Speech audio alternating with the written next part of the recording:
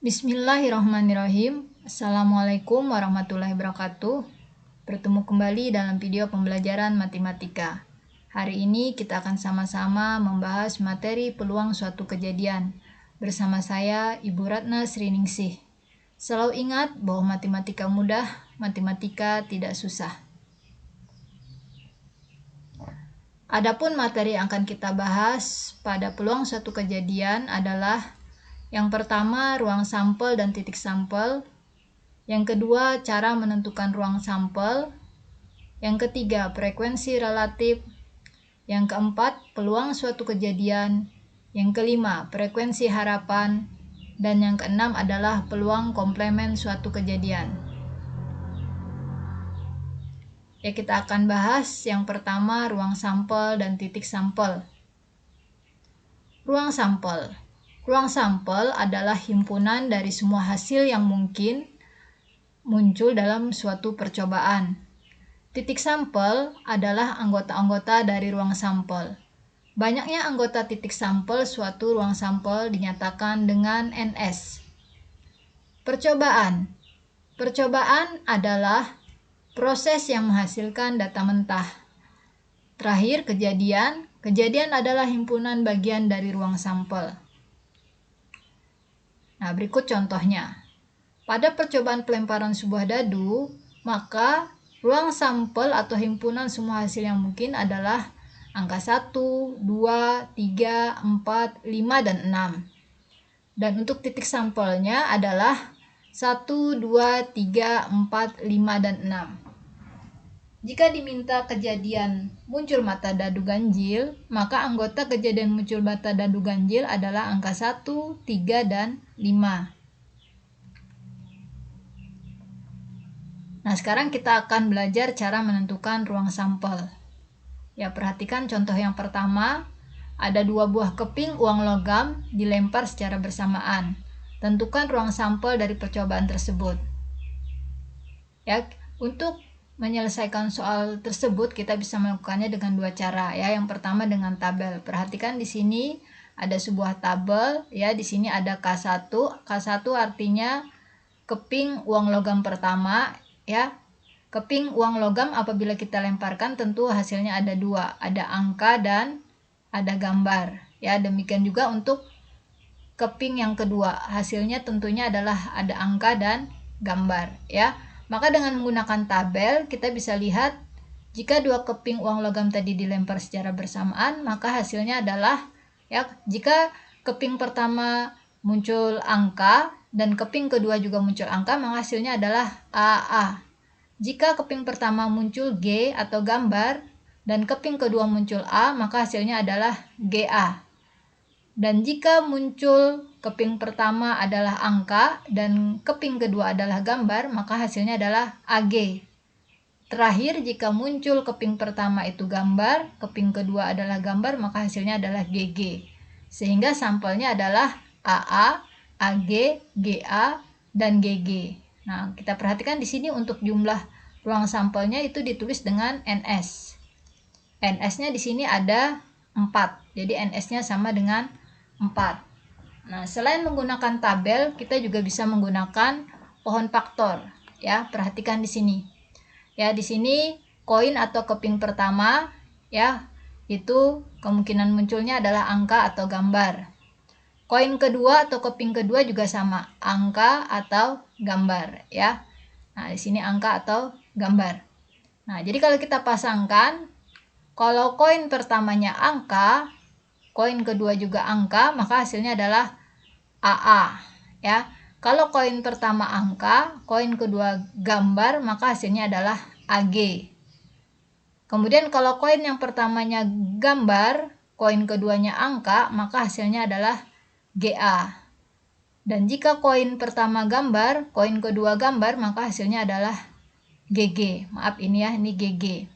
Sehingga hasilnya adalah AA, AG, GA, dan GG ya. Nah, ini sama ya. Dengan cara pertama dengan tabel ataupun pohon faktor hasilnya sama ya. Di sini NS-nya sama dengan 4.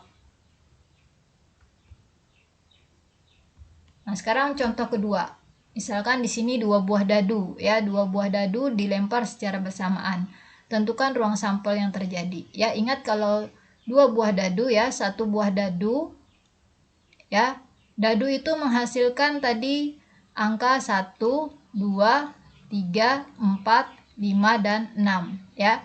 Baik dadu 1 maupun dadu 2. Sehingga kalau kita pasangkan menggunakan tabel, nah hasilnya seperti ini ya. Ini dadu pertama angkanya 1 sampai 6, dadu kedua juga 1 sampai 6. Nah, ketika kita pasangkan hasilnya jika dadu pertama 1, dadu kedua juga 1, maka hasilnya 1, 1. Jika dadu pertama 2, dadu kedua 1, maka hasilnya 2, 1 dan seterusnya ya, kita pasangkan ya. Sehingga di sini kalau dadu pertamanya 6, dadu keduanya juga 6, hasilnya adalah 6, 6. Ya, kita perhatikan di sini untuk jumlah ruang sampelnya NS di sini adalah 36.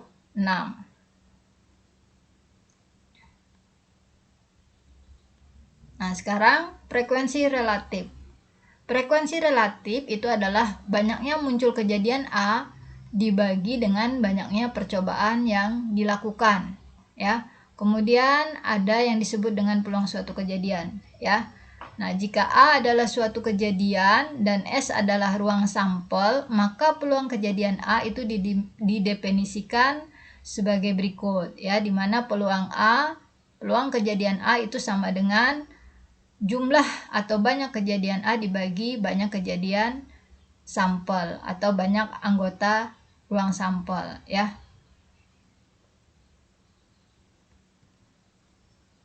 Nah, dari semua kemungkinan tersebut dapat disimpulkan bahwa besaran atau nilai peluang suatu kejadian itu berkisar antara 0 dan 1 ya. Jadi peluang kejadian itu kisaran angkanya dari 0 sampai 1. Jadi tidak mungkin ada kejadian yang bernilai negatif atau kejadian yang nilainya di atas angka 1 ya. Nah, perhatikan jika A itu sama dengan himpunan kosong, artinya jika A itu tidak memiliki anggota, maka peluang kejadiannya sama dengan 0 atau peluang A itu sama dengan 0. Artinya kejadian A itu disebut dengan mustahil terjadi. Nah, kemudian jika jumlah A itu sama dengan jumlah anggota S, maka peluang suatu kejadian itu sama dengan 1 atau PA sama dengan 1.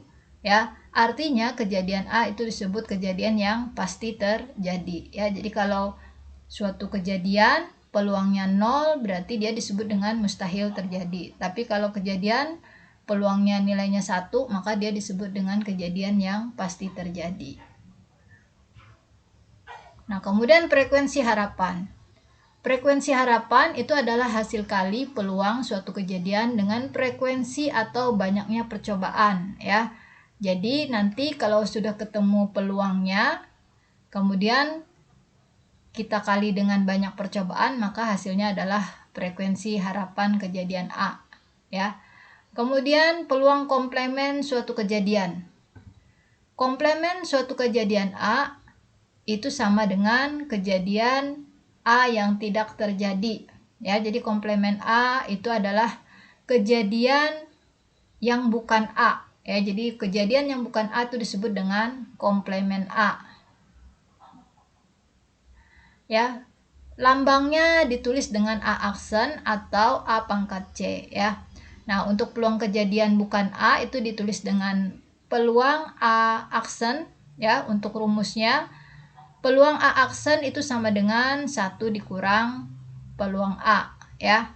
Atau peluang A ditambah peluang komplemen A itu sama dengan 1 ya. Karena tadi kan kisaran peluang adalah 0 sampai 1. Jadi jumlah kejadian A ditambah jumlah kejadian yang bukan A itu sama dengan 1. Nah, sekarang kita lihat contoh soalnya. Di sebuah kantong terdapat 6 kelereng merah, 4 kelereng hijau, 5 kelereng kuning, dan 9 kelereng biru. Dari kantong tersebut akan diambil sebuah kelereng secara acak. Tentukan peluang A. Terambil kelereng merah, B. Terambil kelereng selain hijau. Ya, kita akan jawab satu persatu ya. Nah, yang pertama terambil kelereng merah. Nah, sebelumnya kita lihat dulu jumlah sampelnya. Jumlah anggota ruang sampel NS ini adalah jumlah seluruh kelereng. Ya, lihat di sini yang merah ada 6. Kemudian yang hijau ada 4. Yang kuning ada 5. Dan terakhir yang biru ada 9. Nah, kita tambah 6 tambah 4 tambah 5 tambah 9 ya. Jumlahnya adalah 24 ya. Jadi NS-nya sama dengan 24 ya. Nah, untuk yang pertama di sini diminta adalah peluang terambil kelereng merah. Ya, misalkan M itu adalah kelereng merah, maka NM ini sama dengan jumlah kelereng merah, yaitu sebanyak 6. Ya, maka peluang kejadian terambil kelereng merah atau peluang PM itu sama dengan NM dibagi NS. NM-nya adalah 6, NS-nya 24. Jadi 6 dibagi 24. Hasilnya adalah 6/24 atau disederhanakan ya, 6 ini bisa dibagi dengan 6 berarti 1, 24 bisa dibagi 6 berarti 4 ya. Jadi peluang kejadian terambil kelereng merah adalah 1/4 ya, atau bisa juga ditulis pakai persen, berarti dia adalah 1/4 kali 100% berarti 25% ya. Kemudian yang B. Yang B adalah peluang terambil kelereng selain hijau. Nah, di sini ada kata-kata selain ya. Berarti di sini adalah komplement dari hijau ya, yang bukan hijau ya. Kita perhatikan untuk kelereng hijau itu jumlahnya ada 4 ya, ada 4 kelereng hijau. Berarti NH itu 4. Nah, peluang terambil kelereng hijau itu sama dengan N hijau dibagi NS. N hijau itu sebanyak 4, NS-nya tadi sama 24 ya. Kita hasilkan 4/24. Kalau kita sederhanakan hasilnya adalah 1/6 ya. Nah, karena pertanyaannya adalah terambil kelereng selain hijau, maka yang ditanya adalah pH aksen atau komplement dari hijau ya. Tadi ingat rumusnya adalah 1 dikurang peluang hijau.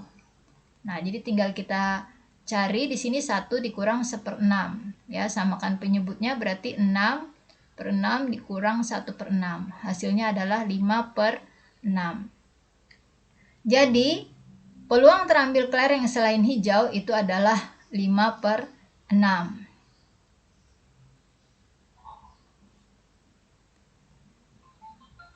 Ya, contoh berikutnya, sebuah dadu berisi 6 dilempar sebanyak 600 kali. Tentukan frekuensi harapan muncul mata dadu faktor dari 6 ya. Perhatikan untuk anggota ruang sampel dari sebuah dadu itu adalah 1, 2, 3, 4, 5 dan 6 ya. Ini anggotanya ya. Nah, di sini banyak anggotanya adalah 6 ya. Kemudian di sini misalkan A adalah kejadian muncul mata dadu faktor dari 6 ya. A-nya kejadian muncul mata dadu faktor dari 6 ya. Apa saja anggota kejadian muncul mata dadu faktor dari 6 ya. Perhatikan kita ambilnya dari ruang sampel ya. Yang faktor dari 6 itu adalah angka 1 ya. Kemudian 2, 3 dan 6 ya. Karena ini adalah faktor dari 6. Perkalian yang hasilnya 6 ya. Bisa 1 kali 6 atau 2 kali 3. Jadi di sini NA-nya ada 4 buah, ada 4. Nah, untuk peluang kejadian A ini sama dengan NA dibagi NS. NA-nya 4, NS-nya 6. Ya, boleh kalau mau kita sederhanakan, 4/6 disederhanakan menjadi 2/3. Ya. Nah, yang ditanya di sini adalah frekuensi harapan. Kita lihat tadi rumus frekuensi harapan itu sama dengan peluang kejadian A dikali banyak percobaan ya. Di sini peluangnya adalah 2/3 dan percobaannya di sini dilempar sebanyak 600 kali. Jadi dikali 600 ya. Tinggal kita selesaikan, ini boleh 600 bagi 3, 6 bagi 3 itu adalah 200, 2 kali 200 sama dengan 400. Ya, jadi frekuensi harapan muncul mata dadu faktor dari 6 pada pelemparan sebuah dadu sebanyak 600 kali adalah 400 kali ya. Nah, demikian penjelasan Ibu, semoga bermanfaat. Ya, mohon maaf jika ada salah dan hilaf. Ibu akhiri, Assalamualaikum warahmatullahi wabarakatuh.